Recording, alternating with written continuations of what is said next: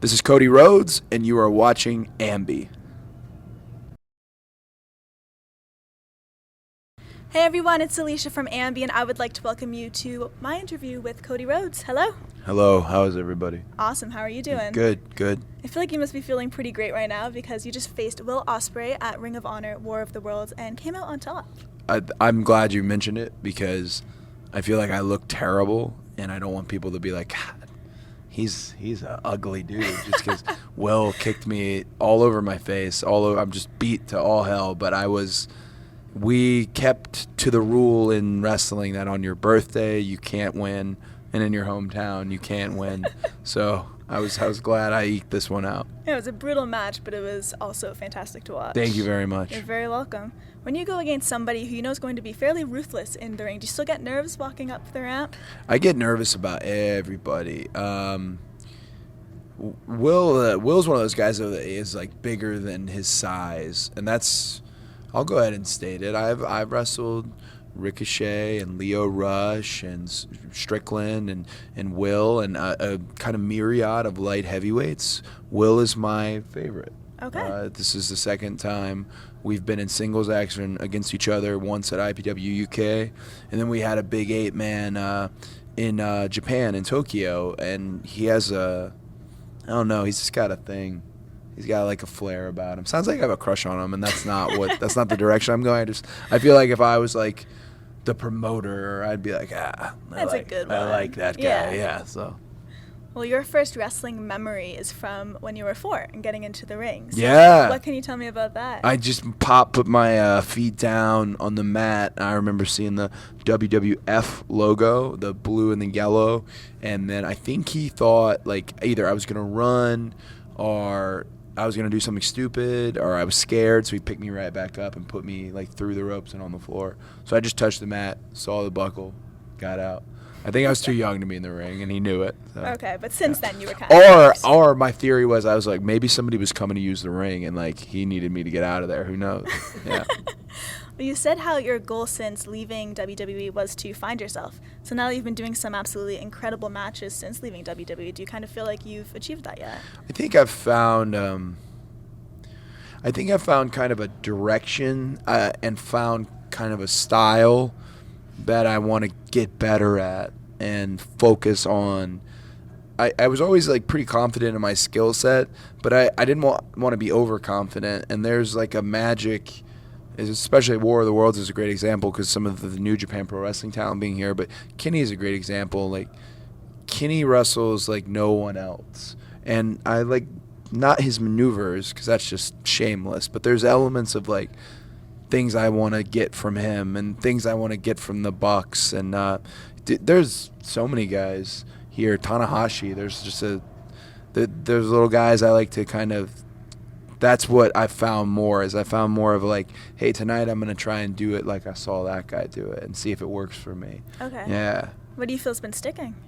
Oh, none of it. I feel like whenever I don't want to just be, very few people might understand this, but I don't want to just be a Memphis wrestler, and this is not a knock on Memphis wrestling, but I don't want to be a Southern wrestler. There's a evolution to our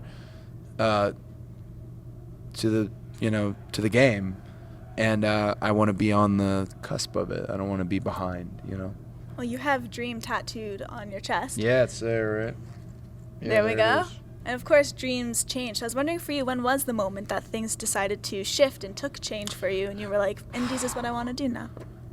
As far as like where leaving WWE, yeah, that's probably the hardest thing ever because my dream forever was to be the WWE World Heavyweight Champion. If you look, I'm the WWF Champion, the Winged Eagle. That was it. And I thought, no matter what, if I just keep going, I will absolutely get it one day. And then it got to a point. And that's why it's difficult, because it was either one, you know what, I give up on that dream, or it became that dream has changed because that title doesn't literally exist anymore. True. And maybe I don't value it as much. So either I'm a quitter, or it's one of those things. Either they were right or I was right. Who knows? But it just seemed that it wasn't I wasn't going to be able to get the dream like I envisioned it. I even asked somebody at the end, I said, well, what happens if I do get there and I hate all of you? And they were like, that's not that uncommon. And he said, you should take a break. And this is kind of a vague conversation I'm having with one of my mentors at WWE at the time, but that's an accurate way. Like, you don't want to be that guy who's just a bitter, dick with a chip on his shoulder. You know what I'm saying? I wanted to be, happy about doing this. And I'm out there tonight. That's the happiest I get, other than when I'm with my wife and with my dog. Big shout out to Brandy and Pharaoh. Brandy first, Pharaoh second. It's important that put that order. You said the order correctly the first time. Okay, Well good. done. Good. Something exciting is that you're going to be back on Arrow very soon. Yeah, Wednesday. Yeah. So I don't even know when this airs, but Wednesday. Happens Wednesday. That's exciting. Yeah, I'm pretty pumped about it. I know Steven's like a god here in Canada, but I like that his audience likes me. It could easily be, this is my buddy Cody. Can you get him on the show? And maybe that's what happened the first time. Who knows? But I do like that the Arrow audience likes me because I really like them. I like the show. I like the cast. I like the changes it's made. I was really proud to be part of that. And that crew, they look like they have so much fun. Every time I'm up there, I get so into it that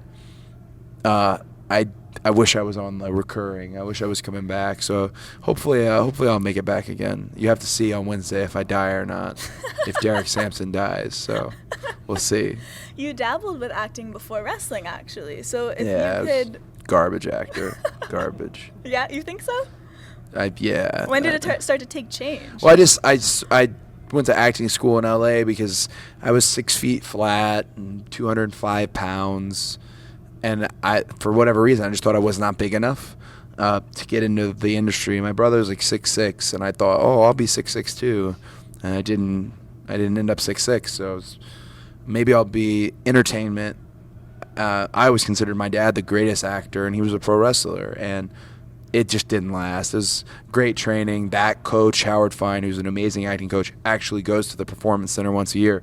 So that contact I helped cultivate. I offered something to NXT because he knows all the guys there now, and the Howard Fine Acting Studio and NXT have a working relationship. So that's on me. I got no credit for it. Well I think my done. dad got the credit for it, but yeah, it's on me. Now everybody knows, though. Yep. That's what matters. Damn right. If you could be a part of another show that's on television, what would you love to join? I really would like to be part of all of the CW shows, Legends, Flash, Supergirl, Okay, cool. Arrow. I'd really like to, because I'm an avid DC reader, and Mark Guggenheim and Greg Berlanti are just geniuses, and I like the films too. But I have a weird bucket list of like acting goals because I hear like, Metal Gear Solid's making a movie, so cool. I want to be Gray Fox. The Rock is gonna be Black Adam. Well, cool. I want to be in that movie because The Rock likes me and I could do a good job. Like they're like weird bucket lists. Like I don't know. My manager probably hates me because they work really hard to send me stuff and like stuff that I think most people would be like, I got to get down there and read for that. I kind of sometimes would just be. Yeah, that sounded terrible, but the wrestling schedule is rather busy too. So yes, yeah, you can always fall on that's that. literally what I usually. I got a show. It's wrestling. So yeah. You had mentioned Pharaoh before. Yeah, he's the and best. Let's get a picture. Absolutely adorable. Are you gonna pull one up? Yeah. Seriously, one of the cutest dogs ever. And you always show him with like playmates as well. Like Magnus. He has tons of Yeah. Magnus is his number one homie right now. Yeah, they spend a lot of time together. There they are. That is Magnus. So cute, right? And Pharaoh. There they are. Adorable. They're just the best. You must miss him when you're on the road. Does he ever travel with you? He's like, the reason I like Pharaoh so much, this sounds silly, he's like my spirit animal, but like he's real. He's very much like me. He hides, like, he's very like isolated, but he loves the family unit, but he's like, I feel like he's like me. He's this deep thinker. I know this sounds silly to put all this on a dog, but I can see it. And he's like got a sarcastic element to him. Huskies are a real like pain too. But he's like, me and him have a real tight bond. He doesn't respect me though. He respects Brandy. He does not respect me at all. But like when Brandy laughs real loud, he leaves the room because he thinks she's mad. So Really? she trained him. So yeah, she trained him. So when she looks at him too, they have these moments where they stare at each other. And the deal with Huskies is he has to break, and you'll see it goes on forever, and then he'll break and walk away. Yeah. So yeah, Huskies are cool. That's awesome. Yeah. Well, I just want to briefly discuss music. When you are getting ready to either head into a match or when you're training, who are some bands that you've been listening to lately? I don't listen to anything. No. My playlist is like country and most people in this industry don't like country. I mean, except for like Bray Wyatt, and Roman likes country. Like, there's very few people who like country music. So I like secretly listen to country, and the country they like sucks compared to the country I like. I like traditional, like legit, Merle, Waylon, Johnny, all the way up. I don't mind taking it all the way up to like Garth and George, and then they're all in this like new school, like Hank the Third stuff, which is great, but that'd be like saying you want to watch a Cody Rhodes match over a Dusty Rhodes match, and that's just no. So country, but before a lot of matches, I listened to Music of the Night on the Phantom of the Opera soundtrack. It became like a thing I used to do when I wore the plastic mask. Okay. Yeah, I still do it for whatever reason. I think because I don't like talking to people right beforehand, and so many people always want to talk. I don't You just want to get in the zone. Yeah, I don't want to talk to you. Yeah, so I do a lot of like. I'm always like, people look at me. I'm like, yeah, cool, but I'm not. I can't hear anything you're saying. You know. Yeah. If you could have one band write a theme song for you, who would that be? Well, Downstat did a great job. They did this one for me. Yeah. Phenomenal. I want them to play me out at an ROH show coming up in the near future because they did a great job. The second time they've made music for me, and this time they really wrote it for the journey. My favorite band is Our Lady Peace. I don't think they're gonna get the message or do anything, but that would be cool. But I like my Downstat song a lot. If WWE ever wanted to work together again, I have kind of this list of things like must, and they can't change the music. The music has to be what it is. It has to be what it is. So. Just to wrap things up, is there anything you want to leave with all of your fans who will be viewing? Just any parting words? No, I have no parting words. We got a lot. We got a lot covered here. I feel like we did. We covered a lot of ground. Thank you. Watch Arrow. And tell me if it's good or bad.